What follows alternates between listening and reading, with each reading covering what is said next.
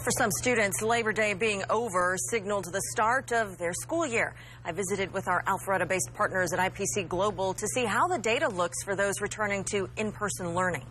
There's nothing indicating a concern in Carroll County. Mark Meersman, managing partner at IPC Global, says the data shows the same for Habersham County.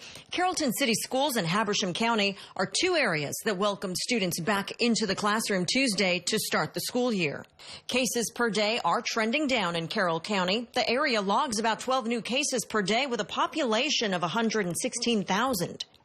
Their deaths per day have been flat, and the overall area seems to be in good control. Habersham and Carrollton City both offered an in-person and virtual option. Meanwhile, in Fulton County, school leadership has considered skipping phase 2 of the reintroduction to in-person learning. The data is in great shape in Meersman's view.